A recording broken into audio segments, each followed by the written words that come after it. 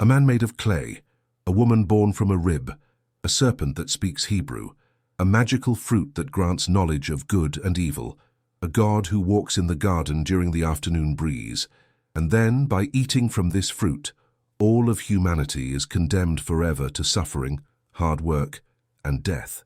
This is the story of Genesis, the story that has been told to us since childhood about how humanity began. And for centuries, the vast majority of people accepted this narrative as literal truth. Some still accept it today. But in the 17th century, a young Jewish philosopher named Baruch de Spinoza looked at these words and saw something completely different. He did not see history. He saw philosophy disguised as narrative. He realized that Genesis was not trying to describe real historical events, but rather explain something much deeper and universal about the human condition. And when he began to share this interpretation publicly, when he started to question the literalness of the scriptures and proposed that miracles were impossible, the reaction was immediate and brutal. He was excommunicated from the Jewish community at the age of 23. His family repudiated him. Friends were ordered not to speak to him. His name was literally cursed in a public ceremony where they declared that he should be cut off from the people of Israel day and night, sleeping and waking, entering and leaving. The curse was so severe that even children could assault him in the streets without consequence. Spinoza's crime was not stealing, killing, or blaspheming in the traditional sense. His crime was thinking. It was applying reason to the sacred text. It was asking questions that no one wanted to answer, such as, if Moses wrote the first 5 books of the Bible, how did he describe his own death and burial at the end of Deuteronomy? How does the creation story in Genesis chapter 1 contradict the creation story in Genesis chapter 2? Why would a perfect and omniscient God create beings without knowledge of good and evil, place a forbidden tree right in the middle of the garden, and then punish them for doing exactly what he knew they would do? These questions had no good answers within the traditional theological framework, so instead of answering, they silenced him. But Spinoza did not stop thinking. In the 20 years that followed, until his premature death at 44, he developed a philosophy that would forever change the way we understand the relationship between God, nature, and humanity. Spinoza's central idea is both simple and revolutionary. God and nature are the same thing. There is no God separate from nature who manipulates it from the outside, like a puppeteer manipulates puppets. God is the very substance of the universe. Every physical law is God acting. Every thought is God thinking. Everything that exists is a necessary and eternal expression of the divine essence. And if this is true, then miracles are impossible. Not because God lacks power, but because God cannot violate his own laws without ceasing to be God. It would be like asking for a circle to have 4 sides, or for 2 plus 2 to equal 5. The nature of God is to be consistent, eternal, and governed by immutable laws. Therefore, everything that happens out of natural necessity, not divine whim. This completely changes the way we read Genesis. If miracles are impossible, then Adam was not literally shaped from clay. Eve was not literally born from a rib. The serpent did not literally speak. The Garden of Eden was not a real geographical place. So, what is the text really saying? Spinoza proposes that Genesis is a philosophical allegory about the birth of human consciousness. It is an attempt to describe, in symbolic language, how humanity transitioned from a purely animal state to a rational state, how we developed self-awareness, morality, and the capacity for choice, how we discovered that we can think about ourselves and the world. The creation of Adam from clay represents the fact that we are made of the same substance as the rest of nature. We are not special or separate. We are earth that gained consciousness. The creation of Eve from Adam's rib represents the discovery of otherness, of the other, of society and language. The tree of knowledge represents reason awakening. The serpent represents doubt, questioning, critical thinking that pulls us out of innocence and forces us to choose. The so-called original sin is not a crime against God. It is the inevitable end of animal innocence and the painful beginning of human responsibility. When we eat from the tree of knowledge, when we develop reason, we lose the instinctive simplicity of animals. We can no longer just exist. We have to think, choose, create meaning. And this is both our greatest blessing and our greatest curse. The expulsion from paradise is not a punishment. It is a philosophical description of what happens when we become conscious. We can no longer live in a state of innocence. We have to work, think, struggle against our own nature to create civilization. And yes, this is hard, but it is also what makes us human. This interpretation resolves all the logical and moral problems of the literal interpretation. We no longer have to believe in a capricious God who punishes children for their parents' crimes. We no longer have to accept that all humanity is condemned because of a fruit. We no longer have to imagine where the Garden of Eden was or why no one has ever found it. But this interpretation also destroys the foundation of all institutional religious power. If there is no literal original sin, there is no need for external salvation. If there is no historical fall, there is no need for supernatural redemption. If God is not separate from nature, there is no need for priests as intermediaries. And if reason is what made us human, then reason is not the enemy of faith, but the very path to understanding God. This is deeply dangerous for any institution that bases its power on the idea that you were born a sinner and need them to save you. That is why Spinoza was excommunicated. That is why his books were banned. That is why even today many people are afraid to read his works or discuss his ideas openly. But the truth does not wait for permission. The truth does not care if it is convenient or comfortable. And the truth that Spinoza discovered remains as valid today as it was 350 years ago. Humanity did not emerge in a magical garden 6,000 years ago through a supernatural act of divine creation. It emerged naturally through eternal processes that are still happening now. And each of us is still being born, still awakening, still eating from the tree of knowledge every time we choose to think instead of just obeying. Genesis is not in the past. It is happening now in every mind that questions, in every person who uses reason to seek truth instead of accepting dogma. In the upcoming blocks, we will take a journey through Genesis through the eyes of Spinoza. We will dissect each element of the narrative and reveal what each symbol really means when read philosophically instead of literally. We will understand why clay, rib, tree, serpent, nakedness, and expulsion make perfect sense as allegorical descriptions of the development of human consciousness. And in the end, Genesis will make more sense than it ever has, not as an unbelievable story, but as profound wisdom about who we are and how we became that way. Not as the literal word of a distant God who speaks in riddles, but as the human attempt to describe something we still struggle to explain, the mystery of self-awareness. Spinoza did not kill God. He found him where he has always been, in every law of nature, in every thought, in every moment of existence. And he did not destroy Genesis. He saved it from literal interpretations that turned it into moral and scientific absurdity. Get ready, because what comes next will forever change the way you understand the Bible, God, and your own origin. No miracles, no magic, no comfortable lies, just reason, nature, and truth. Let's begin. To understand how Spinoza revolutionized the interpretation of Genesis, we first need to understand how he revolutionized the concept of God, because everything starts there. Everything depends on how you define this four-letter word that has caused more wars, more divisions, and more debates than any other in human history. When most people think of God, they imagine something like this: a supreme being, separate from creation, sitting somewhere above everything, watching, judging, intervening when he wants. A God who made the universe like a watchmaker, makes a watch, set everything in motion, and occasionally tweaks the gears when he thinks it's necessary. A personal God who cares if you pray, behave well, follow the right rules. This God has will, has preferences, is pleased when you obey and angry when you disobey. This God chose a specific people, revealed specific laws, requires specific rituals, and if you do not follow what he commanded, there are eternal consequences. Spinoza looked at this concept and said, "This is not God. This is a human king projected into the sky. It is anthropomorphism. It is the human tendency to imagine that the creator of the universe has the same emotions, desires, and whims that we have.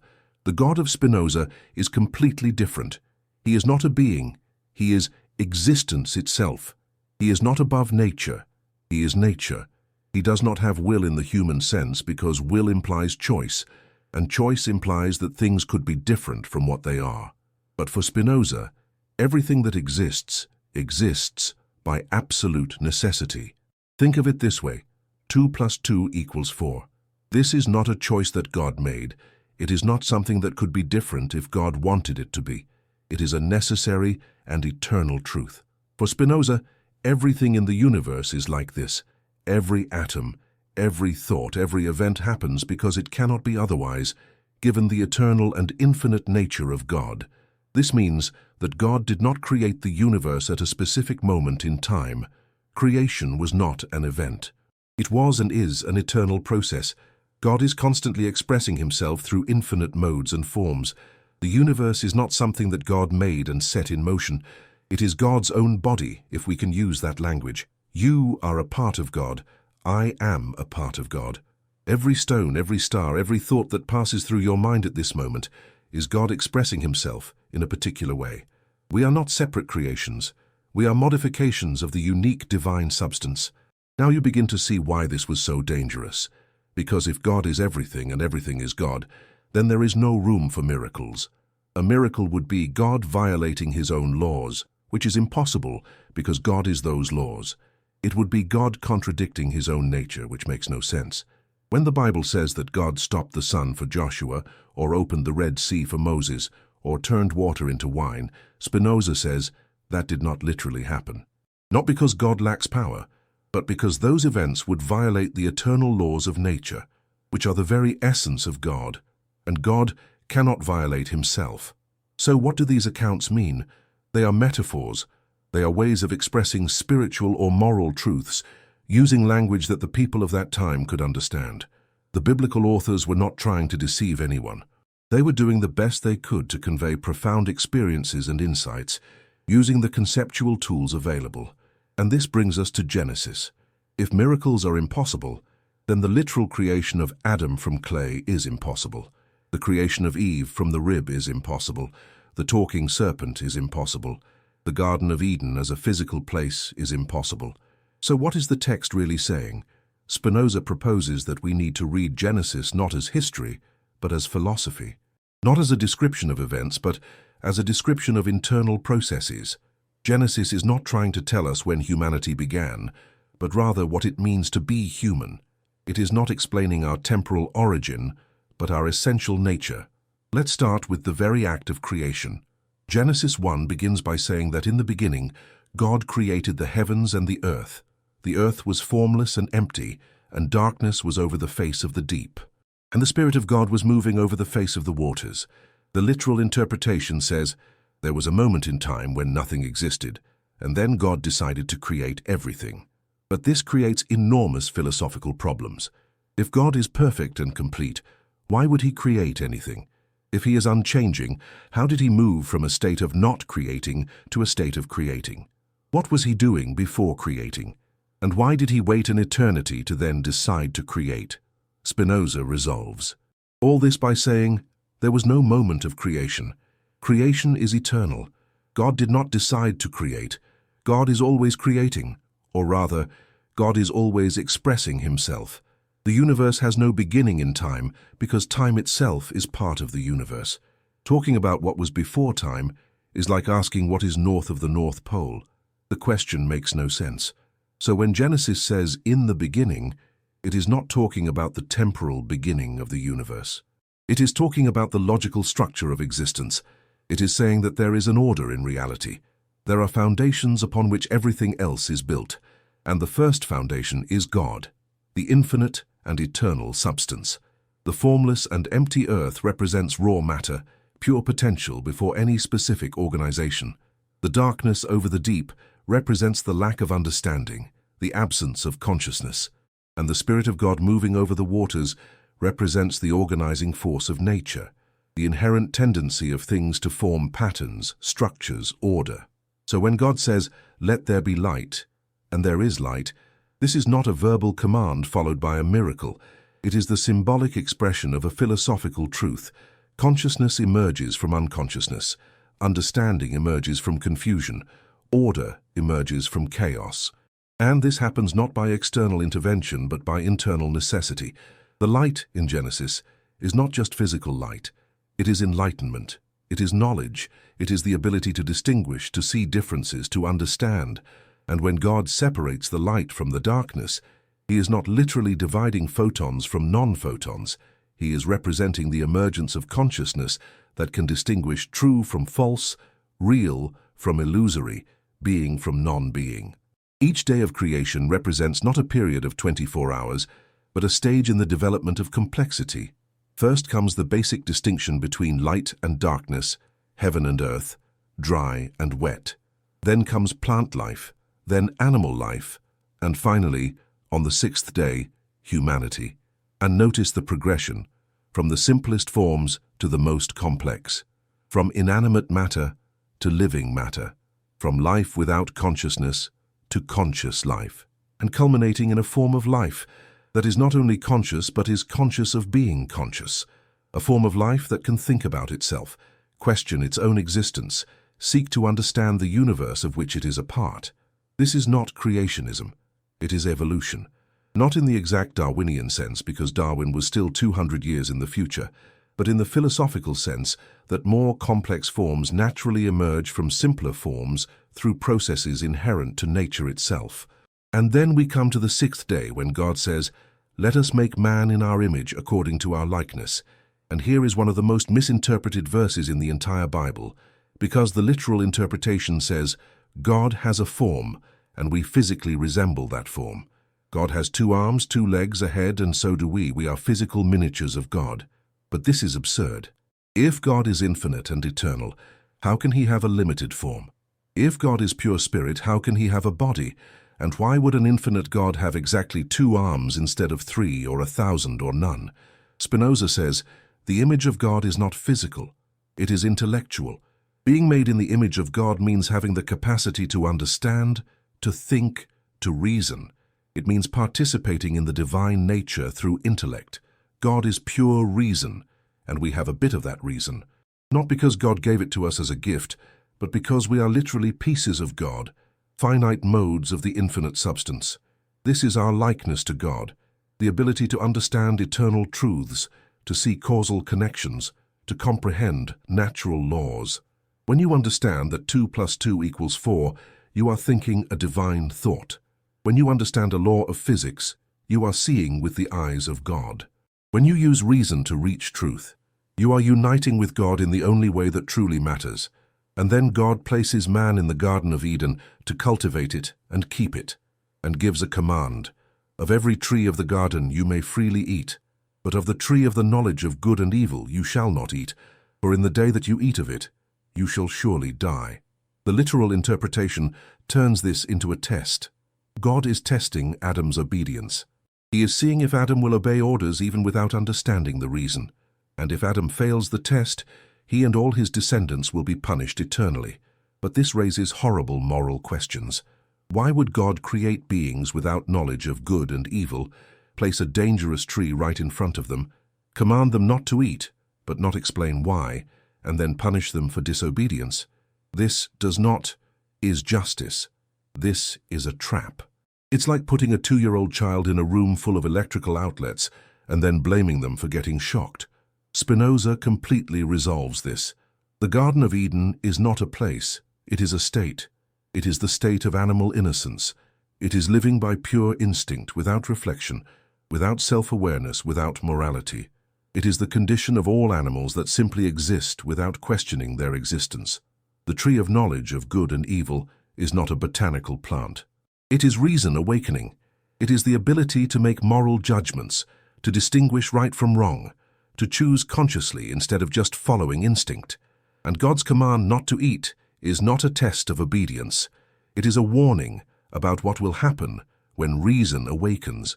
It is nature saying, if you develop moral consciousness, you will lose the simplicity of animal existence. You will have to think, choose, bear responsibility. And that will be painful. It will feel like death compared to the previous innocence. But realize it's not really a choice. It's not as if Adam could have decided never to eat and remained forever in the animal state. Humanity was destined to develop reason. It was inevitable. It was necessary. It was part of God's eternal process of expressing himself through increasingly complex forms of consciousness. So when Adam eventually eats from the tree, it is not a sin. It is a birth. It is humanity being born as humanity. It is the transition from animal to person. And yes, it is painful. Yes, it brings knowledge of death, of work, of suffering, but it also brings everything that makes human life valuable: art, science, philosophy, love, justice, beauty. Now let's go deeper. Let's look at what happens after God places Adam in the garden and before Eve is created, because there is something fascinating here that most readings completely miss. Genesis 2 says that God formed Adam from the dust of the ground and breathed into his nostrils the breath of life, and Adam became a living soul. Then God planted a garden in Eden and placed Adam there. And then God brought all the animals to Adam and asked how he would name them. And whatever name Adam gave, that would be the name of the animal. Think about what this means in a literal interpretation. God created millions of species of animals and brought each one to Adam to name. Adam would have to have a dictionary in his head to name every insect, every bird, every mammal, every reptile. This would take years, perhaps decades, and God is just watching, waiting, seeing what Adam will come up with. It doesn't make sense as a story, but it makes perfect sense as philosophy. Naming the animals represents the unique human capacity to use language. It represents the moment when humanity developed symbols, words, abstract concepts, because animals do not have this. A dog does not think the word dog. A cat does not identify as cat. They simply exist. But humans created language, and with language came the ability to categorize, to abstract, to think about things that are not present. And what is interesting is that God lets Adam choose the names. God does not say, this is a lion, this is a tiger, this is an elephant. He lets Adam decide. Why? Because language is a human creation, not a divine one. Words are conventions that we invent. And this shows something profound. God does not micromanage. Nature does not dictate every detail. There is room for human creativity, for human choice, for human contribution. But then, after naming all the animals, Adam realizes something. There is no suitable companion for him. Among all these animals, none is sufficiently like him for true companionship. He is alone in a way that no animal is alone, because he is aware of his loneliness. And here the Bible says something surprising. It is not good for man to be alone. Notice, God creates Adam, places him in paradise, gives him meaningful work, abundant food, beauty all around. But it is still not good, because something essential is missing: the other. For Spinoza, this is not about emotional loneliness. It is about the nature of human consciousness. We are fundamentally social beings. We cannot become fully human alone. We need the other to develop language, to develop morality, to develop complete self-awareness. Think of it this way: you cannot see yourself directly. You need a mirror, and the other human is that mirror. It is through the other that you become aware of yourself as a separate self. It is through social interaction that you develop identity, personality, sense of who you are. Then God decides to make a companion for Adam. And here comes one of the strangest parts of Genesis. God makes Adam fall into a deep sleep, removes one of his ribs, closes up the flesh, and from the rib builds Eve. Literally? Complete nonsense. Men and women have the same number of ribs. Women are not genetically derived from men in any special way. And what kind of divine surgery is this, where God needs to make Adam sleep before operating? But philosophically, brilliant. The rib comes from within Adam, not from outside. Eve is not a completely separate creation. She is part of Adam that becomes autonomous. This represents something profound about how the consciousness of the other emerges from self-consciousness. First, you are aware only of yourself. Then you realize that there is something in you that is also another, that is also separate, that is also conscious. And when Adam wakes up and sees Eve, he says, "This is now bone of my bones and flesh of my flesh. She shall be called woman because she was taken out of man." He immediately recognizes the essential similarity. She is not like the animals. She is like him, but also different, also other. And the text continues, "Therefore a man shall leave his father and mother and be joined to his wife, and they shall become one flesh. And they were both naked, the man and his wife, and were not ashamed." Wait, what father and mother? Adam has no father and mother. He was created from the dust, according to the story. So why is the text talking about leaving father and mother? Because the text is not really about Adam. It is about all of us. It is about how humanity works. It is a description of the universal human social structure. You are born into a family. You grow up and eventually leave that family to form a new one with a partner. And becoming one flesh is not just about sex, it is about deep unity. It is about two separate consciousnesses choosing to create a shared life, a common project, a joint meaning. It is about love, not as a romantic emotion, but as a philosophical commitment to see the other as an extension of oneself. And they were naked and were not ashamed. Why? Because there is still no morality in the full sense. There is still no judgment. There is still no self-awareness that says, I should be different from what I am. They simply are, like animals, innocent, without guilt, without shame, without the tortuous complexity of the fully developed human mind. But that is about to change, because in the next chapter, the serpent appears. And here, I need to ask you something, because you've made it this far. You are watching a video about Spinoza's philosophy applied to Genesis. This is not casual content. This requires attention. This requires you to think. And I want to know, what do you think the serpent represents? Because in the traditional interpretation, the serpent is Satan in disguise, evil personified, trying to destroy humanity from the beginning. But in Spinoza's interpretation, the serpent is something completely different. Something that organized religion could never admit without destroying itself. Write in the comments now, before I continue and explain, what do you think Spinoza would say about the serpent? What does it symbolize in the allegory of the awakening of human consciousness? Think about it, because the answer will completely change the way you see good and evil, obedience and freedom, innocence and knowledge. And if you are enjoying this philosophical journey, if you want to continue deconstructing and reconstructing the great narratives that shaped Western civilization, then subscribe to the channel now. Because what comes next about the serpent, about the tree, about the fall that was not a fall, this is just the beginning. We have blocks and blocks of pure philosophy ahead, and each one will go deeper into the mind of one of the most radical thinkers that ever existed. So stay with me, comment, subscribe, and let's go together wherever this interpretation takes us, because I guarantee you, in the end, Genesis will make more sense than it ever has before. The serpent was the most cunning of all the wild animals that the Lord God had made. And she said to the woman, Is it true that God said that they cannot eat from any tree in the garden? Stop here. There is already something strange. The serpent speaks. Not only speaks, but speaks Hebrew. Not only speaks Hebrew, but engages in sophisticated theological debate. It questions, it argues, it plants doubts, it uses rhetoric. The literal interpretation says, this is Satan in disguise, but the text does not say that. The text simply says it is a serpent, the most cunning of animals. And Satan, as a figure of cosmic evil, does not even exist yet in Jewish theology at the time Genesis was written. This is a later elaboration, especially Christian. So what does the serpent really represent in the philosophical reading? Doubt, the question, the inquiry, the human capacity to not just accept what is said, but to investigate, to challenge, to think critically. The serpent is reason awakening. It is the first subversive thought. It is the inner voice that says, is this really true? Does it have to be this way? Is there another perspective? And notice to whom the serpent speaks. Eve, not Adam. Why?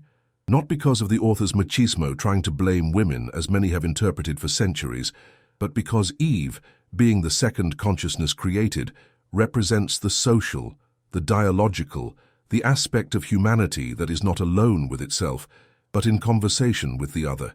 And what does the serpent ask? It slightly distorts what God said. God had said, you may eat from any tree except one. But the serpent asks, is it true that you cannot eat from any tree? It exaggerates the prohibition, making it seem that God is more restrictive than he really is. Why? Because that is the nature of doubt. It begins by exaggerating the problem to create an opening for questioning. It is a rhetorical technique, and Eve responds by correcting, no, we can eat from all the trees in the garden, but God said that from the tree in the middle of the garden we cannot eat, nor touch it, lest we die. But wait, God did not say anything about not touching. He only said not to eat. Eve is adding to the law. She is making the prohibition more severe than God made it. Why? Because that is the process of how rules become stricter over time. Someone says, don't do X because it is dangerous. And then another says, better not even get close to X for safety. And then another says, better not even think about X. And eventually the original rule becomes unrecognizable under layers of additional precautions. And the serpent responds, you will not die. God knows that on the day you eat from this tree, your eyes will be opened, and you will be like God, knowing good and evil. Now it is important to note, the serpent is speaking the truth. Completely. They do not die on the day they eat. God was speaking metaphorically, the death of innocence, but literally, they live, and their eyes are opened. And they become like God in the sense of knowing good and evil. God himself confirms this later, saying, now the man has become like one of us, knowing good and evil. So the serpent is not a liar. The serpent is the voice of inconvenient truth. It is the voice that says, what you were told is not the whole story. There is more to know. There are perspectives that are being hidden from you. There is knowledge that you are being prevented from reaching. And why would God prevent knowledge? That is the great theological problem of the literal interpretation. If God is good and knowledge is good, why would God prohibit knowledge? The traditional answer is, to test obedience. But that is morally repugnant. It is saying that virtue lies in blindly obeying, not in seeking understanding. Spinoza completely rejects this. For him, virtue lies precisely in the pursuit of knowledge. The good life is the life guided by reason, not by blind obedience to authority. So the prohibition against eating from the tree of knowledge cannot literally be from God. It has to be symbolic, and symbolizes what? The inherent pain of growth, the inevitable loss that comes with gain, the fact that you cannot have moral awareness without losing animal innocence. You cannot have knowledge of good and evil without realizing that you yourself sometimes choose evil. You cannot have freedom without having responsibility. God saying, do not eat or you will die, is nature saying, this path has a cost. This path brings pain along with enlightenment. Are you sure you want this? Because there is no turning back. Once you see, you cannot unsee. Once you know, you cannot unknow. But humanity, represented by Eve, chooses to know anyway. Why? Because it is our nature. We were made to seek knowledge. Curiosity is not a defect. It is a resource. It is what makes us human. No animal cares about good and evil in an abstract sense. No animal builds ethical systems. No animal philosophizes. Only we do. And that is because we ate from the tree, because we chose to know. Eve looks at the tree and sees three things. The tree is good for food, it is pleasant to the eyes, and it is desirable to obtain wisdom. Notice the progression. First physical, sensory appeal. Then aesthetic appeal, beauty. Then intellectual appeal, wisdom. It is the complete hierarchy of human motivations. We are not driven only by physical need like animals. We are also driven by beauty and by the desire to understand. So Eve eats and gives to Adam, who was with her. Wait, Adam was there all along. Did he hear the conversation? Why did he not intervene? Because Adam represents the aspect of consciousness that is already half convinced, half ready to take the step, but needs someone else to go first. He needs social permission. He needs to see that it is safe, and then both eat. And what happens? Their eyes are opened, and they realize they are naked, and they make loincloths of fig leaves to cover themselves. Here is the moment of the birth of shame, the moment when self-awareness becomes complete and painful. Because while you are like an animal, you do not care how you appear, you simply exist. But the moment you become aware of yourself as an object of another's gaze, everything changes. Now you can be judged. Now you can be inadequate. Now you can fail to meet expectations. Your own expectations, the expectations of the other, the expectations of God. And the first response is to cover up. It is to hide. It is to try to control how you are seen. This is not specifically about sexuality. It is about vulnerability. It is about the terrifying exposure of being seen completely, known completely, judged completely. And then they hear the sound of God walking in the garden in the cool of the day, and they hide among the trees. And God calls, "Where are you?" Does God not know where they are? Has omniscient God lost Adam? Obviously not. The question is not geographical. It is existential. It is, where are you in relation to me? Why are you hiding? What happened to the innocence and openness you had before? And Adam responds, I heard your voice in the garden and was afraid because I was naked. So I hid. Fear. For the first time, Adam feels fear of God. Not before when he was naked and innocent, but now when he is aware of his nakedness, his vulnerability, his inadequacy. And God asks, "Who told you that you were naked? Did you eat from the tree that I commanded you not to eat?" Another rhetorical question. God knows the answer. But he is making Adam articulate, confess, take responsibility. But Adam does not take it. He immediately blames others. "The woman whom you put here with me, she gave me from the tree and I ate." Notice what he is doing, blaming Eve and blaming God. "The woman whom you gave me," as if Eve were to blame and God were responsible for putting Eve there. Adam is completely deflecting. "It is not my fault, it is hers. And in fact, it is yours for having made her." This is the birth of moral evasion, of rationalization, of the refusal to accept responsibility. The moment we have moral awareness, we immediately try to escape it by blaming others. And then God asks Eve, "What have you done?" And Eve responds, "The serpent deceived me, and I ate." Same thing. It is not my fault. It is the serpent's. The serpent deceived me. But the serpent did not deceive. The serpent spoke the truth. Eve chose to believe and act. But it is easier to say she was deceived than to admit she chose freely. This is the paradox of moral awareness. The moment we have it, we immediately look for ways to deny it. Because moral awareness means responsibility, and responsibility is scary. It means our choices matter. It means we can err.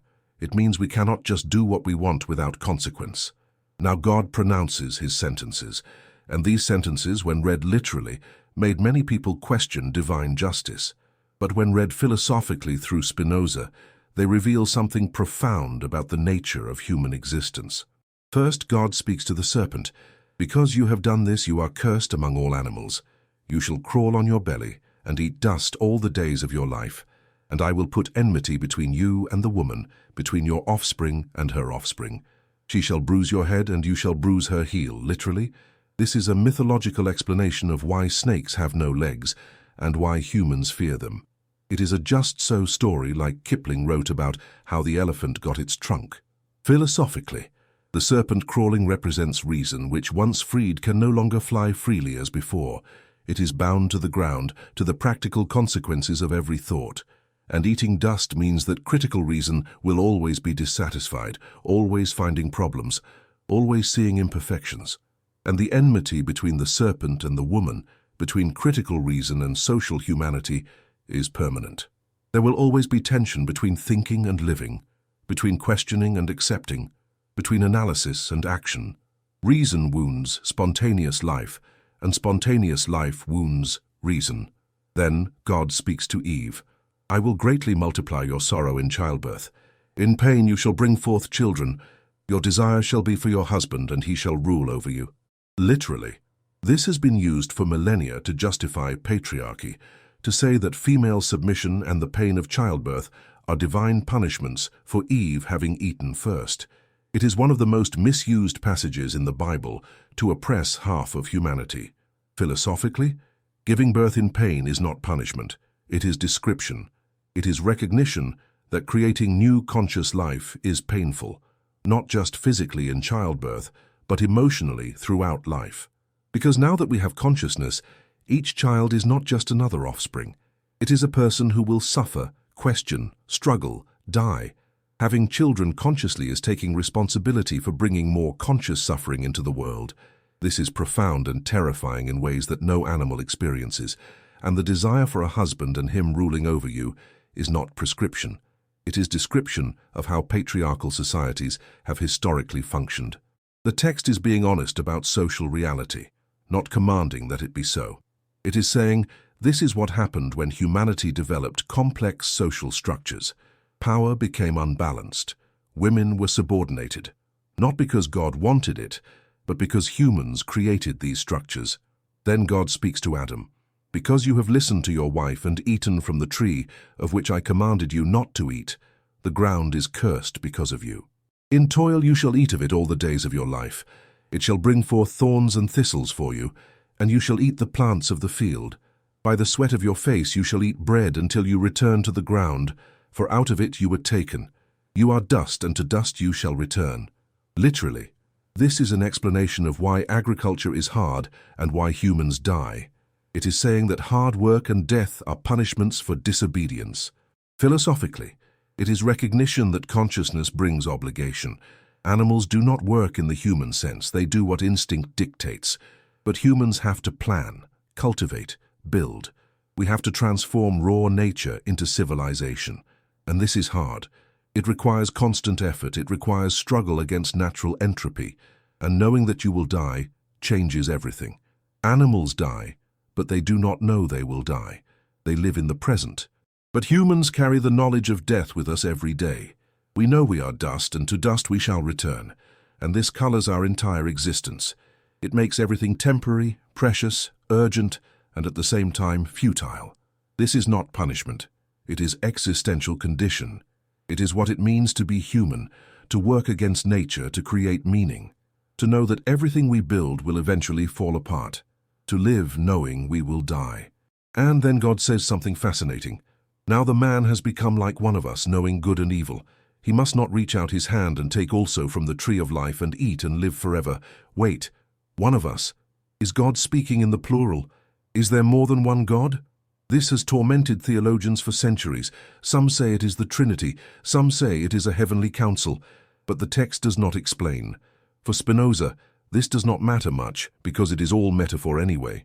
But it is interesting that the text recognizes humans now have something divine, moral knowledge, and this makes them similar to God in a way that animals never will be, but they cannot also have immortality. Why? Because it would be unbearable.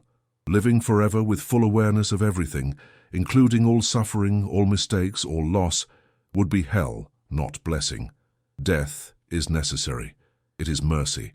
It is what makes life precious by being limited. Then God expels Adam and Eve from the garden. He places cherubim with a flaming sword guarding the way back to the tree of life. Literally, God built a fence with security angels. Where is this garden? Why has no one ever found it? Why are the cherubim still there?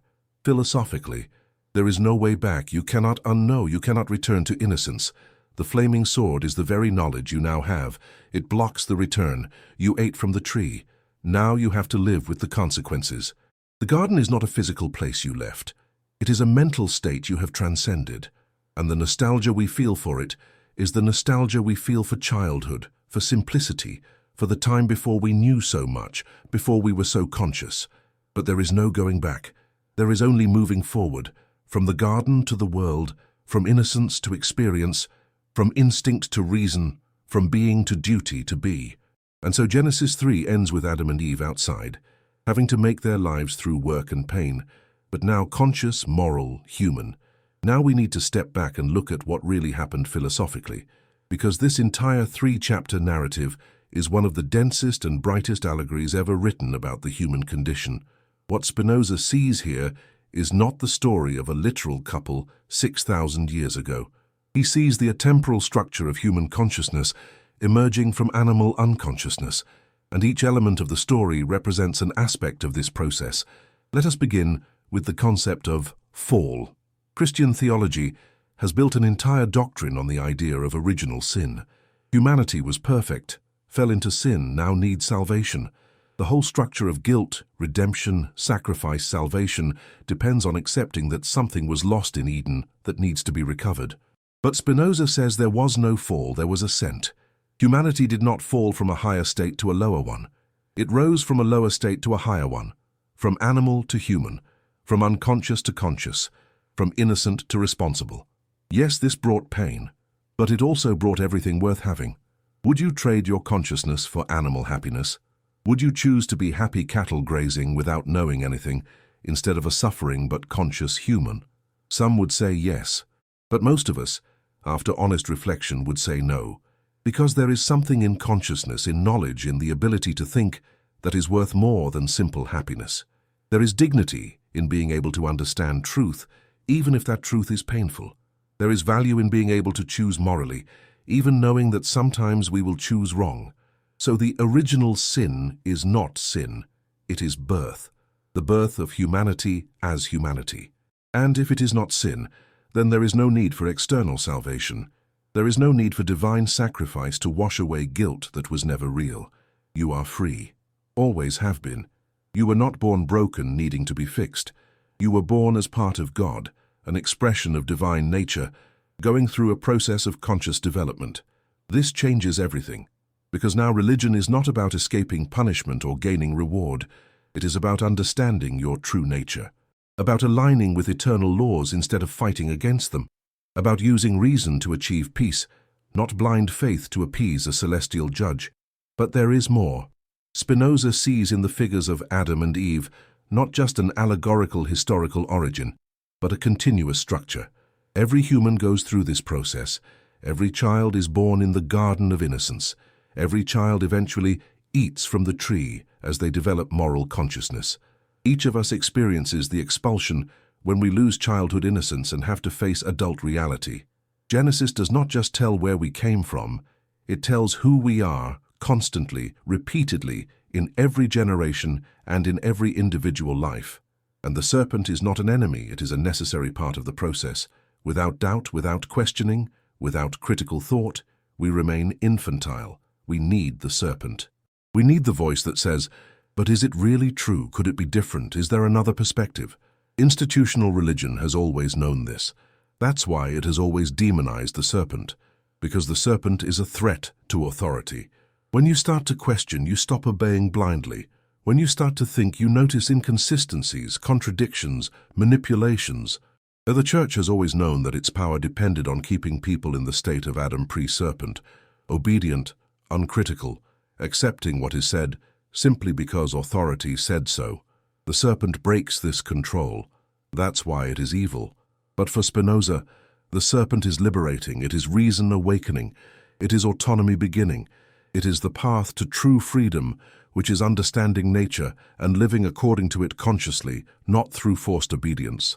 And this leads us to another radical revision, the nature of God in this story.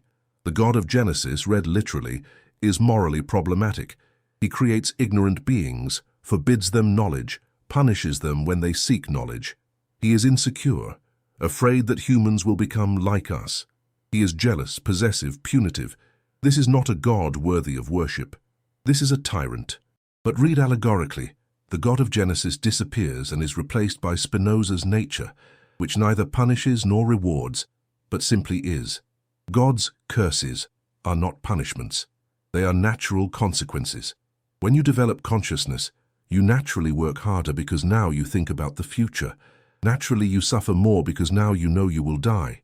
Naturally, you feel shame because now you see yourself from the other's perspective. This is not God being evil. It is reality being honest. And Spinoza admires this brutal honesty of the text. Genesis does not paint a rosy picture. It says, human consciousness is a blessing and a curse. Knowledge liberates and imprisons. Reason illuminates and burns. Living as a human is living in this tension. You cannot escape it. You cannot return to the garden. You can only move forward using the very reason that took you from innocence to find peace in a higher form of understanding.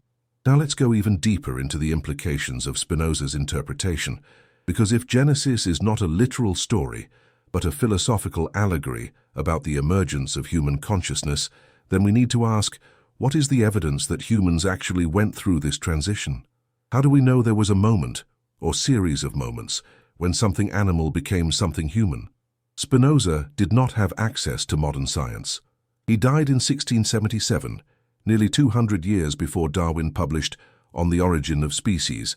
He did not know about biological evolution, about hominid ancestors, about the gradual development of the human brain over millions of years, but he intuited something that modern science completely confirms.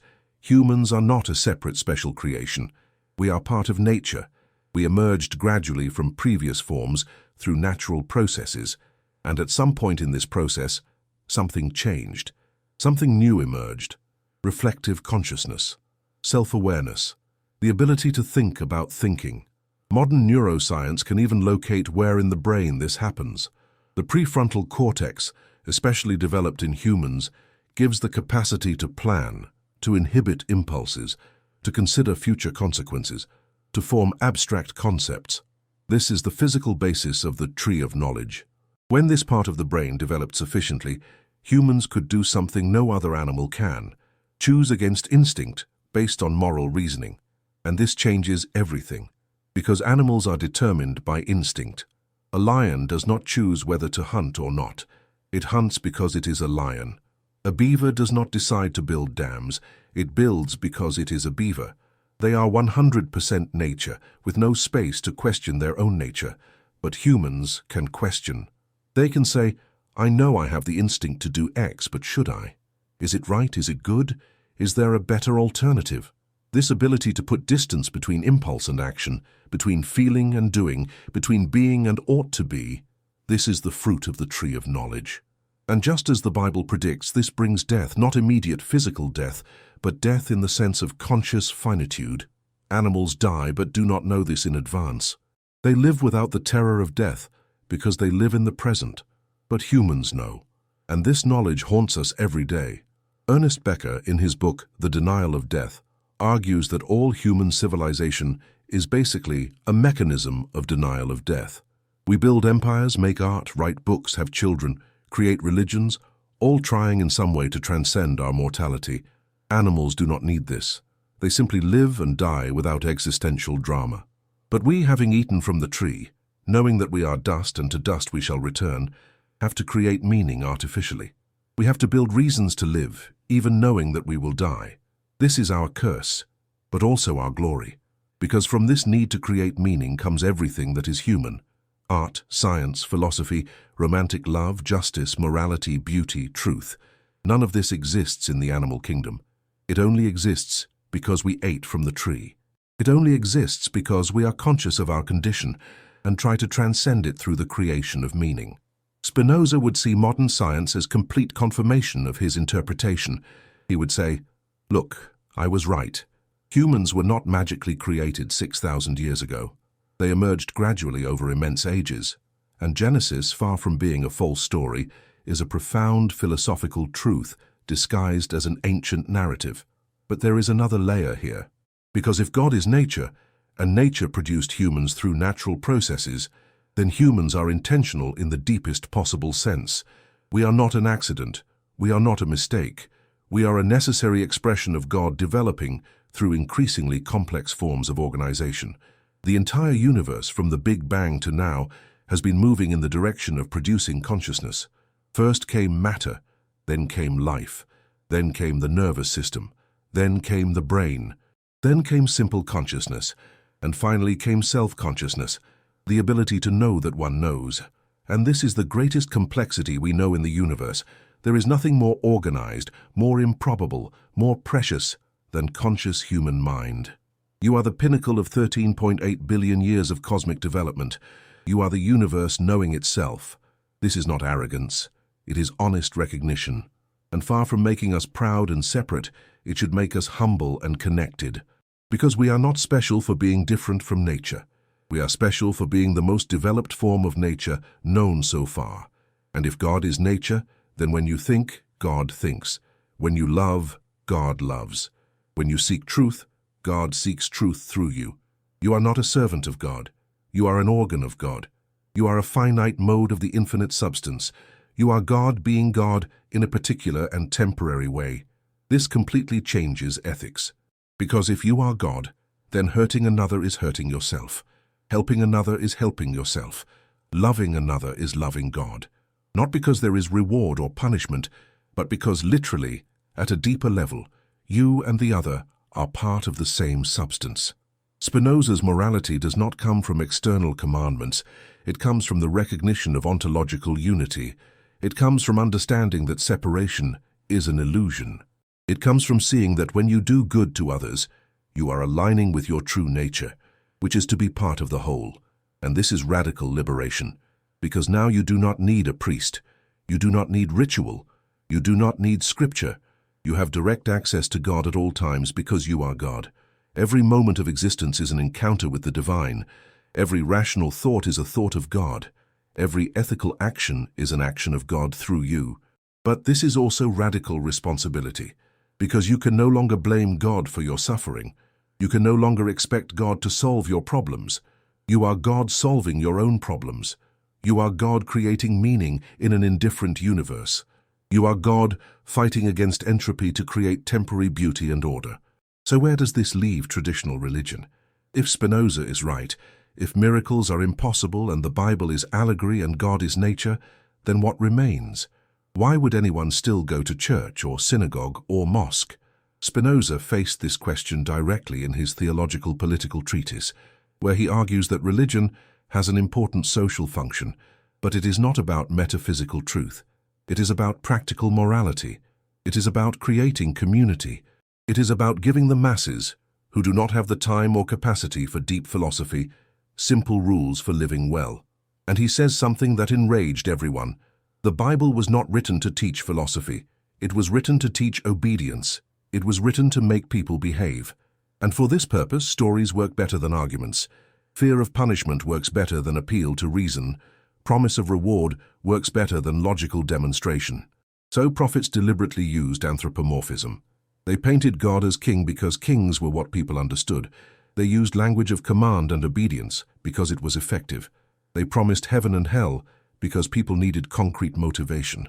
This is not malicious lie. It is pedagogy adapted to the audience. Just as you tell a small child that if they don't brush their teeth, the tooth monster will get them, not because it is literally true, but because it works to motivate good behavior. The problem arises when adults continue to believe literally, when they confuse pedagogical metaphor with metaphysical truth, when they build elaborate theologies on top of stories that have always been symbolic, and worse, when they use these stories to control others. When they say God commanded this, so you must obey. When they use the fear of hell to silence dissent. When they use the promise of heaven to justify present suffering. Spinoza saw this as an abuse of religion. True religion, for him, has a simple message. Love God and love your neighbor. Everything else is commentary. All the stories, all the rituals, all the laws are different ways of expressing this central truth in different cultural contexts. And you don't need to believe that the Red Sea literally parted to love your neighbor. You don't need to believe that Adam was made from clay to be ethical. You don't need to believe in any miracle to live well. In fact, Spinoza argues that believing in miracles makes you less ethical, not more. Because if you believe that God intervenes arbitrarily, then you might wait for intervention instead of acting. You might pray for a solution instead of working for a solution. You might accept injustice as God's will instead of fighting against it. But if you know that God will not intervene because God is nature, and nature follows immutable laws, then you know that change depends on you. You have to act. You have to use reason to understand problems and create solutions. You cannot pass responsibility to celestial authority. This is moral maturation. It is moving from religious childhood where you obey an authoritarian father in heaven to philosophical maturity where you understand natural laws and live according to them consciously. And this is what Genesis really describes.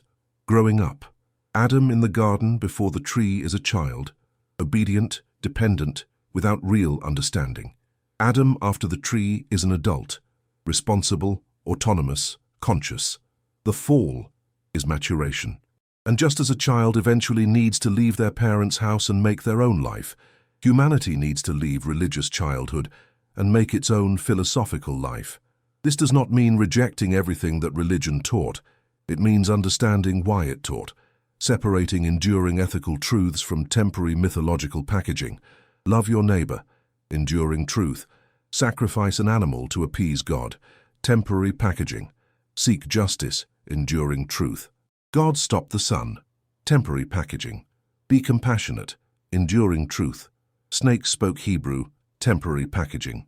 When you make this separation, you free the real wisdom that is in the Bible from all the baggage that makes it unbelievable to the modern mind, and you allow people to be ethical without having to turn off their brains and believe in absurdities.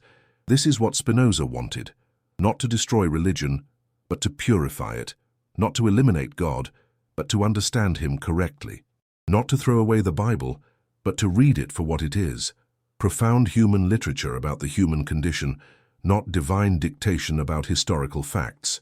Then we come to the final question: what does it mean to live according to this interpretation? If you accept Spinoza, if you see Genesis as a philosophical allegory about the emergence of human consciousness, if you understand God as nature and miracles as impossible, how does this change your practical life? First, You stop waiting for external salvation. You understand that there is no savior coming.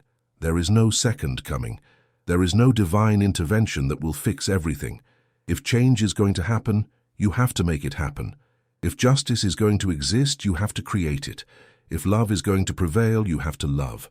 This is both liberating and terrifying. Liberating because you are no longer waiting for permission or approval from an invisible authority. You can think for yourself, choose for yourself, act for yourself. Terrifying because all responsibility is on you. You cannot blame God for your mistakes. You cannot expect God to correct your failures. Second, you stop fearing death in the traditional religious way. You no longer believe in a literal hell where you will suffer eternally if you don't follow the right rules. You no longer believe in a literal heaven where you will be rewarded if you obey. You understand that when you die, you return to the substance from which you came. You were God before you were born. You are God while you live. You will be God after you die. Nothing is lost. Because you were never really separate to begin with, the illusion of individuality ceases, but the reality of substance continues. You were a wave in the ocean. Now you dissolve back into the ocean. But the water, the substance, is eternal. This should be comforting, but Spinoza was honest enough to admit, it still hurts. You still prefer to exist as a conscious individual rather than dissolve. You still want to continue being you. This is natural. It is the instinct of self-preservation, but it is also attachment to the illusion. The good life for Spinoza is gradually detaching from this illusion. It is beginning to identify not with your individual ego, but with the whole of God. It is loving eternity more than your particular temporary manifestation. It is reaching what he calls the intellectual love of God, which is understanding so deeply how everything works that you accept everything, including your own mortality, with peace. Third, you relate to others differently. When you see another human, you do not see a stranger or potential enemy. You see another mode of God. You see yourself in a different form. So hurting another is hurting yourself, not metaphorically but literally. Helping another is helping yourself.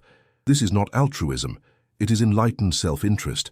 When you understand that separation is an illusion, then your self-interest, rationally calculated, includes the interest of all. You want everyone to thrive because you are everyone. And this resolves the fundamental ethical problem, why be moral? The traditional answer is, because God commanded it and will punish you if you don't. But this is childish morality based on fear. Spinoza's answer is, because it is rationally in your interest. Because you are connected to everything, then improving everything improves you. This is mature morality based on understanding. Fourth, you begin to see beauty and meaning in places that traditional religion ignores or condemns. You no longer need to divide the world into sacred and profane.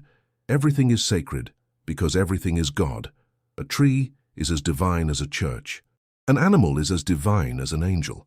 Your body is as divine as your soul. This is radical pantheism. And that is why Spinoza was accused of atheism, because he eliminated hierarchy. For him, there was no special God above and inferior creation below. There was only a single substance expressing itself through infinite modes. But far from being atheism, this is the most religious possible. It is seeing divinity in everything, not in nothing. It is being constantly in the presence of the sacred, because there is no way to leave it. Wherever you go, God is there, because God is there. And finally, you become more tolerant, because if every religion is a human attempt to express eternal truths using specific cultural metaphors, then no religion has a monopoly on truth.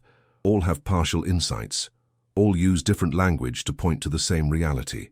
So Christians talking about the Trinity, Jews talking about Yahweh, Muslims talking about Allah, Hindus talking about Brahman, Buddhists talking about emptiness, are all trying to express something about the ultimate nature of reality. The words are different, but the referent is the same. You can appreciate all these traditions without having to believe literally in any. You can see beauty in the Catholic ritual without believing in transubstantiation. You can be moved by Islamic chanting without believing that Muhammad flew to heaven on a winged horse. You can meditate with Buddhists without believing in reincarnation, because the value is in the practice, not in the belief. It is in what it does to you, not in what you think about unprovable metaphysical propositions. This was Spinoza's vision, a rational spirituality, a philosophical religion, a way of living that honors both mind and heart, both reason and reverence. And Genesis in this reading becomes not a story of how sin entered the world, but a story of how consciousness entered the world. And consciousness is a blessing, not a curse. It is painful, yes. It is complicated, yes. But it is what makes us human. It is what allows us to create meaning in a universe that has no intrinsic meaning. So when you read about Adam and Eve eating from the tree and being expelled from paradise, you should not feel guilt. You should feel gratitude. Because they represent your ancestors who developed reason, who questioned, who chose to know even when it hurt. Without them, without this sin, you would still be an animal. Without consciousness, without art, without science, without philosophy, without love, without anything that makes human life valuable. So no, there was no fall. There was ascent, painful, difficult, but ascent. And it continues now, in you. Every time you think, every time you question, every time you seek truth, you are continuing what you started in the garden. You are eating from the tree, repeatedly. And you should, because that is what humans do. It is what humans are. We are the species that eats from the tree of knowledge, that is never satisfied with ignorance, that always wants to know more, understand better, see more clearly. And this is our curse and our glory, our pain and our joy, our mortality and our immortality. Because while each of us dies, the knowledge we create continues, the truth we discover endures, the meaning we build persists. We are finite, but we partake in the infinite. We are temporary, but we touch the eternal. We are modes, but we are modes of God. And this, in the end, is what Genesis really says. Not that you are a sinner needing salvation, but that you are God awakening to yourself, painfully, gradually, but inevitably. Welcome to the outside of the garden. It is where real humans live. It is where philosophy happens. It is where truth is sought. It is where love is consciously chosen, not just instinctively felt. It is where you eat from the tree of the knowledge of good and evil every day and become a little more human, a little more aware, a little more free, a little more like God. Now we need to talk about something that Spinoza understood, but that still causes controversy today. If God is nature and everything happens out of necessity, where does free will fit in? The traditional answer is that God gave us the freedom to choose between good and evil. Adam chose poorly, and that is why he sinned. You choose daily, and that is why you are responsible. It seems to make sense until you think deeper. If God is omniscient, he knew what Adam would choose before creating him. If God is omnipotent, he could have created Adam differently. So why didn't he? If the answer is to preserve free will, then free will is more important to God than preventing all human suffering. This makes God seem cruel or indifferent. Spinoza cuts this Gordian knot by saying, there is no free will in the sense you think. You do not choose your desires. They arise within you. You act based on the strongest desire at the moment. This is determinism, not freedom. But wait, does this mean we are not responsible for anything? That everything is fate and we can do whatever we want without guilt? No, because there is a difference between being determined by external causes you do not understand and being determined by internal causes you do understand. The first is slavery, the second is freedom. Think of it this way. An alcoholic drinks because he feels a compulsion he does not understand. He is a slave to desire. But someone who understands exactly why he feels the urge to drink and decides not to drink based on that understanding is acting freely, even if his decision is as determined as the alcoholic's compulsion. The difference is awareness. It is understanding. It is reason guiding action instead of blind impulse. So when Adam eats from the tree, he is not exercising magical free will that violates causality. He is acting out of necessity, but a necessity that now includes reason. He eats because he understands something about knowledge that makes the risk worthwhile.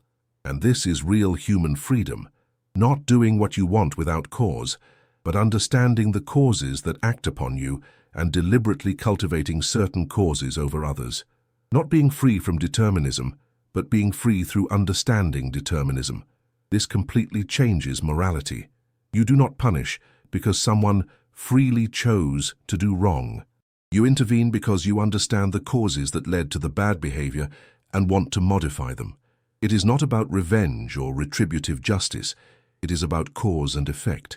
A child growing up in a violent environment is more likely to be violent. This is not surprising.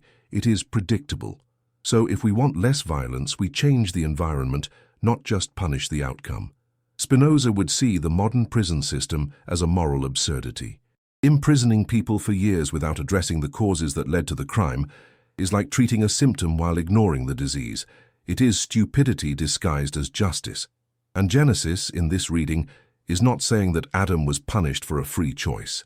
It is saying that moral consciousness necessarily brings painful consequences. It is a description of the structure of reality, not a moral judgment on the individual. You cannot have self-awareness without shame. You cannot have moral knowledge without feeling guilt when you act against that knowledge. You cannot have rational freedom without the responsibility that comes with it. These are necessary consequences, not arbitrary punishments. The more you understand this, the freer you become, because you stop blaming yourself for desires that arise within you uninvited. You stop punishing yourself for being human. You accept your nature and work with it, not against it. This is Spinoza's peace. It does not come from believing that God will save you. It comes from understanding so deeply how everything works that you can no longer be at war with reality. You accept, and in acceptance, you find freedom. Now let's talk about something that Genesis mentions but rarely gets attention: what happened after the expulsion from the garden, because the story does not end with Adam and Eve leaving. It continues with their children, and here things get even stranger. Cain and Abel, two brothers, one a farmer, the other a shepherd. Both make offerings to God. God accepts Abel's offering and rejects Cain's. The text does not explain why. Cain becomes angry, kills Abel, and is cursed to be a wanderer on the earth. Literally, this story does not make sense. Why would God reject Cain's offering without reason? Why would he arbitrarily favor Abel? And if Adam and Eve were the first humans, and only had 2 children up to that point, where does Cain find a wife after being exiled? Who are the other people he fears will kill him? The text is full of holes if you read it as a story, but as philosophy, as a continuation of the allegory about the development of human consciousness, it makes perfect sense. Cain and Abel represent 2 fundamental human impulses. Cain the farmer represents work, effort, the attempt to control nature. Abel, the shepherd, represents acceptance, living with the natural flow, less interference. And God favors Abel. Why? Because in the view of the biblical authors, pastoral life was closer to the ideal. It was simpler, more direct, less ambitious. Agriculture represents the beginning of civilization, with all its complications. It represents the human attempt to improve nature, to not accept what is given. And this leads to resentment. Cain strives, works the land, does the best he can, and is not accepted. Abel merely exists, takes care of sheep, and is favored. It is not fair. And Cain feels this deeply.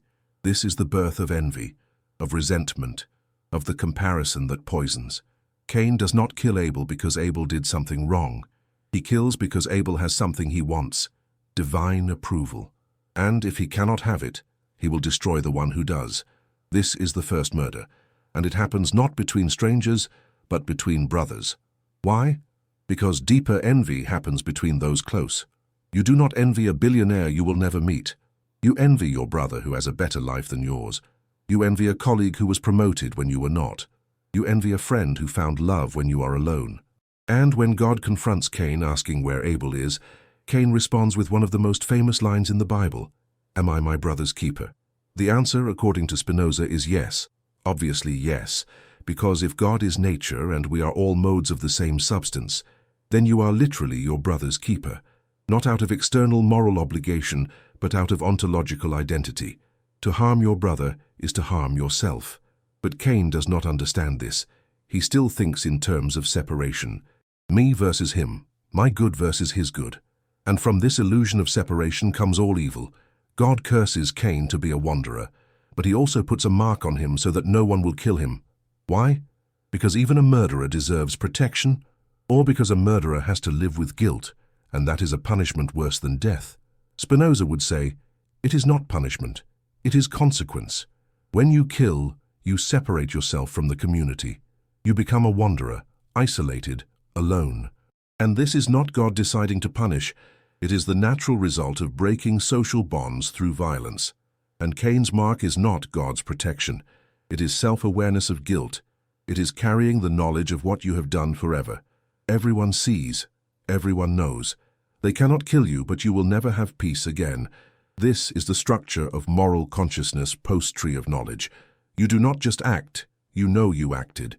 You do not just hurt. You know you hurt. And this knowledge is inescapable. It is the mark you carry. Genesis is describing in primitive symbolic language deep psychological truths about guilt, resentment, envy, violence. It is not the story of two specific brothers thousands of years ago. It is the story of the structure of the human psyche that repeats in every generation. After Cain comes Seth, and then comes a long list of generations living for hundreds of years. Adam lives 930 years. Methuselah lives 969 years. Noah lives 950 years. How possible? Literally, it is not. No one lives nearly 1,000 years. So what do these numbers represent? Spinoza suggests that they are symbolic. They represent lineages, not individuals, or they represent mythical periods where time functioned differently in the collective imagination, or they are simply poetic exaggerations to indicate antiquity and importance. The point is not the exact number. The point is genealogy. The point is to show continuity from Adam to Noah, from Noah to Abraham, from Abraham to Moses. It is to establish that the people of Israel have a lineage that traces back to the beginning of humanity, and then comes the flood. God sees that human wickedness is great, regrets having made humanity, and decides to destroy everything except Noah and his family because Noah is righteous. Literally, this is a horrible story. God commits global genocide, killing billions, including children and innocent animals, because adults are evil, and then he promises never to do it again, as if that fixes anything. But philosophically, it is a story about a new beginning, about realizing that development took a wrong turn and needing to reset, about destroying corrupted structures to build something better. Every culture has a flood story. Mesopotamia has Gilgamesh, Greece has Deucalion, India has Manu. Why? Because real floods happen. And when an entire civilization is destroyed by water, survivors tell the story, and the story grows, and eventually becomes a myth about the end of an era. But what the flood myth really preserves is the intuition that humanity has a false beginning, that the first attempt at civilization failed, that there was time before the time we remember, and that time ended catastrophically, and we had to start over. And Noah, the only righteous one, represents continuity, represents what is worth saving, represents the seed of a new, better humanity. But then, after the flood, the first thing Noah does is plant a vineyard, get drunk, and lie naked in his tent. And his son Ham sees him and tells his brothers, and for that reason Ham's descendants are cursed to be servants. Again, literally, it is a moral absurdity. Ham did nothing but see his father drunk. Why would his entire lineage be cursed for centuries? This passage has been used to justify slavery for centuries, claiming that Africans were descendants of Ham and therefore destined to serve. This is a grotesque perversion of the text, and Spinoza would say the text is not prescribing slavery. It is describing the origin of ancient social hierarchies. It is trying to explain why certain tribes dominated others. It is primitive ethnography, not divine command. And the deeper philosophical point is, even after the new beginning, even after destroying everything and saving only the righteous, humanity immediately returns to the same problems. Noah gets drunk. Ham fails to respect his father. Hierarchies and resentments resurface. Why? Because the problem is not external. It is internal. It is part of human nature. You cannot wash humanity with water and expect everything to improve. The problem lies in how human consciousness works. It is in the freedom that allows for bad choices. It is in the self-awareness that allows for envy and resentment. So the flood does not fundamentally resolve anything. It is merely a pause. And then the story continues exactly as it was before. Violence, ambition, empire building, confusion of languages at the Tower of Babel, dispersion of nations, and finally, we arrive at Abraham, where the biblical narrative shifts from universal mythology to particular national history. Now it is no longer about all humanity. It is about a specific people, a specific covenant, a specific promised land. And this is where most religious readings begin to focus. But Spinoza says, you are missing the point. The first 11 chapters of Genesis are the most important philosophically. They are about universal human nature. The rest is politics and particular history of a group. So what really happened in the beginning according to Spinoza? Not a historical event, but a philosophical process that we can describe as follows. First, there existed only God, infinite substance, pure being, without form, without time, without space, just absolute potentiality. Then, or rather eternally and simultaneously, God expresses himself, not by choice but by necessity of his nature. Just as the sun necessarily shines, God necessarily creates. Or rather, God necessarily is, and being includes infinite expressions. These expressions are modes, finite forms of the infinite, waves in the ocean of God. You, me, every atom, every thought, every star. We are all modes. We are all God being God in particular forms. And these modes have degrees of complexity. A stone is a simple mode. A plant is a more complex mode. An animal is even more complex. A human is the most complex that we know. And complexity means greater capacity to reflect the nature of God. A stone knows nothing. A plant responds to light. An animal feels pain and pleasure. A human thinks about himself thinking. The more complex the mode, the freer it is. Not free from causality, but free through more elaborate internal causality. A stone rolls down a hill. A plant grows towards the light. An animal flees from a predator. A human chooses against instinct based on abstract moral reasoning. This progression from simplicity to complexity, from external determinism to internal autonomy, from unconsciousness to self-consciousness, this is what Genesis calls creation in 6 days. It did not happen in 6 24-hour periods. It happened and is happening eternally.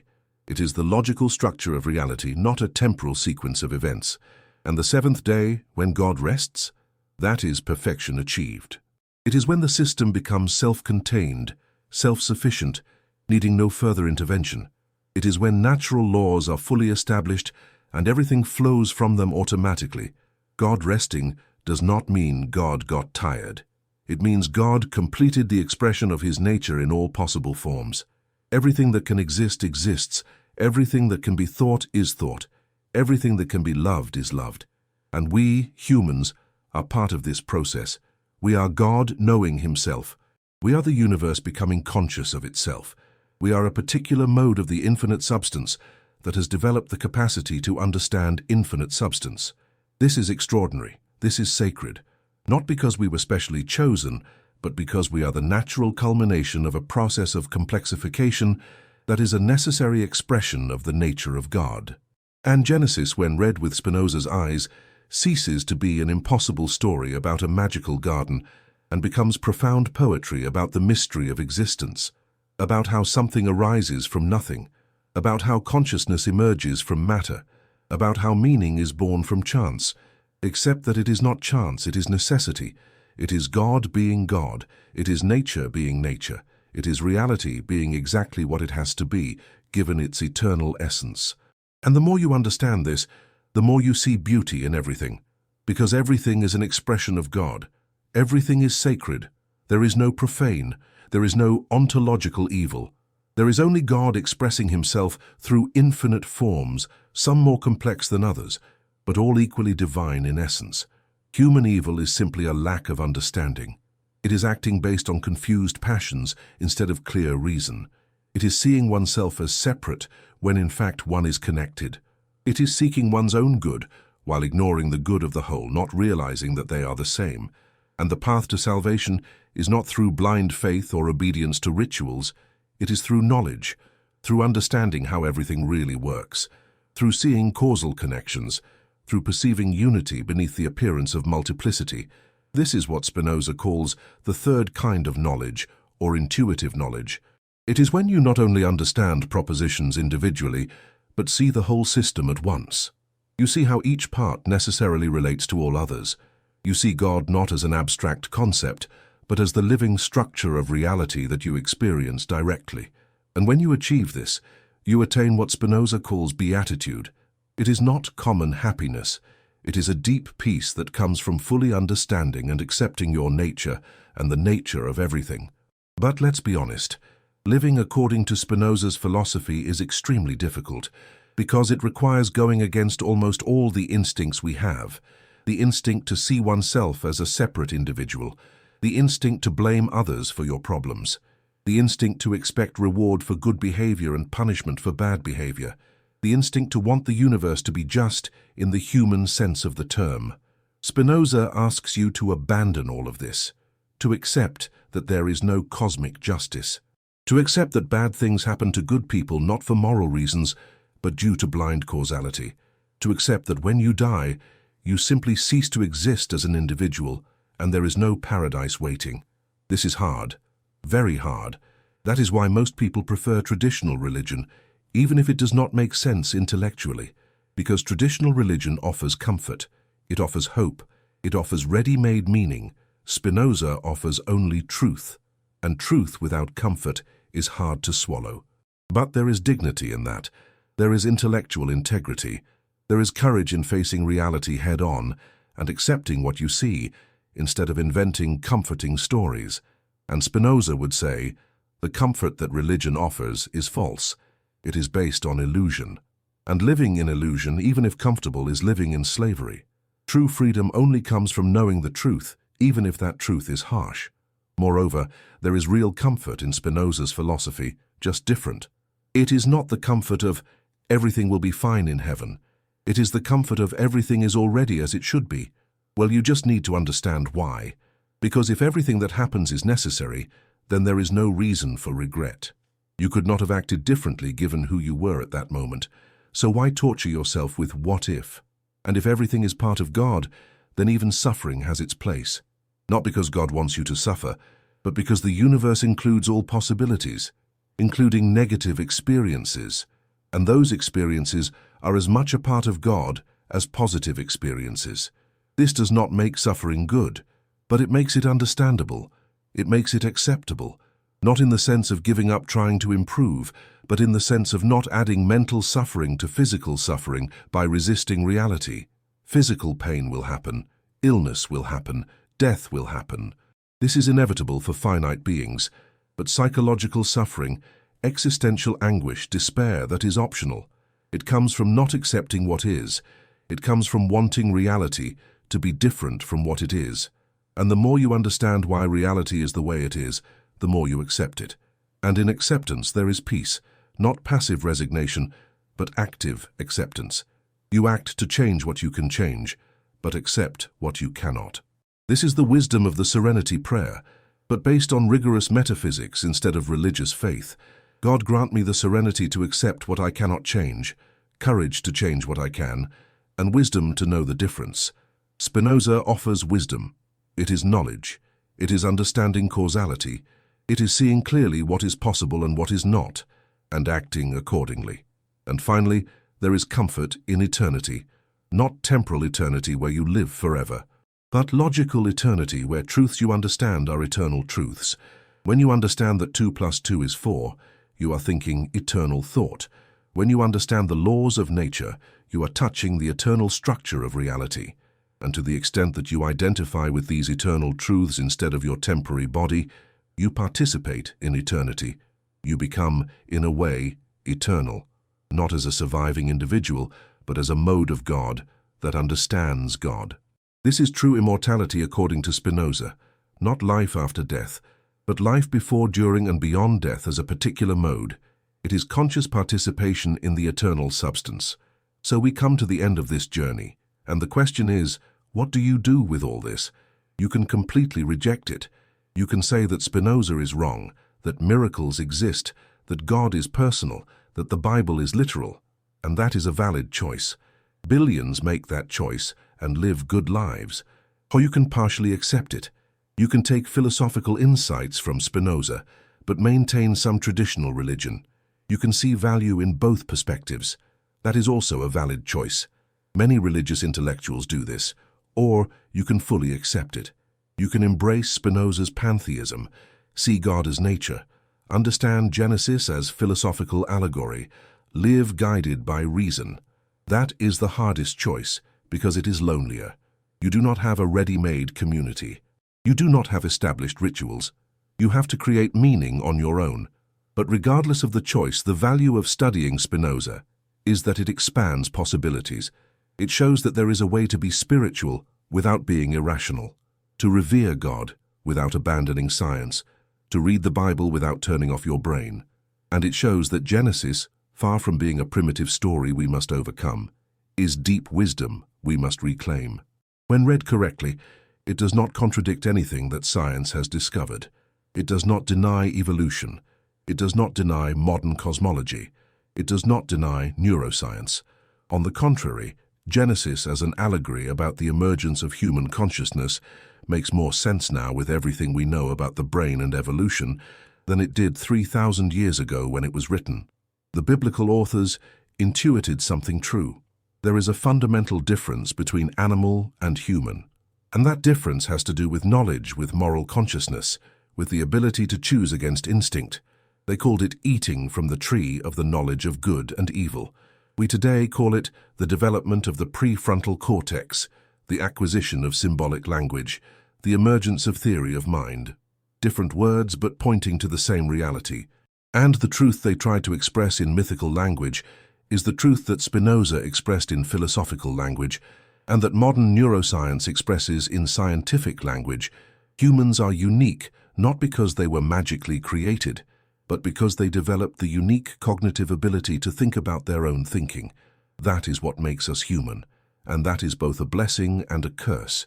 It gives us tremendous power to understand the universe, to create art, to love deeply. But it also gives us the power to suffer like no animal suffers, to worry about the future, to lament the past, to feel shame, guilt, regret. Genesis does not hide this. It does not paint a rosy picture.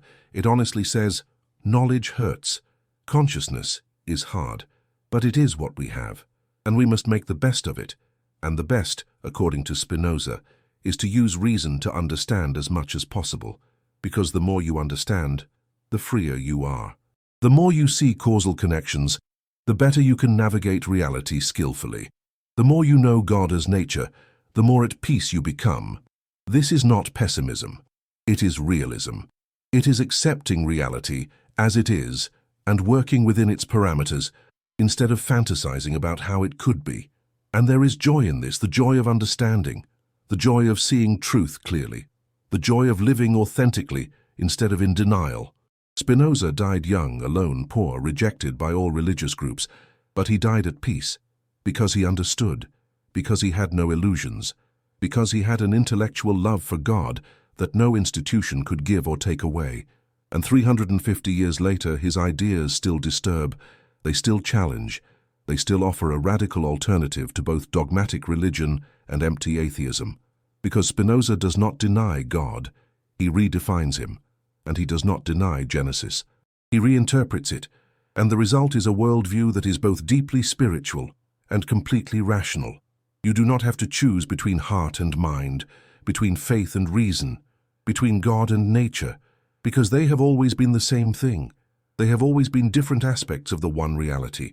And when you see this, truly see it, not just intellectually but experientially, something changes. You can no longer hate anyone, because you understand that everyone is part of you. You can no longer fear death because you understand that you are eternal in essence. You can no longer be lost because you understand that you have always been, and always will be, part of God.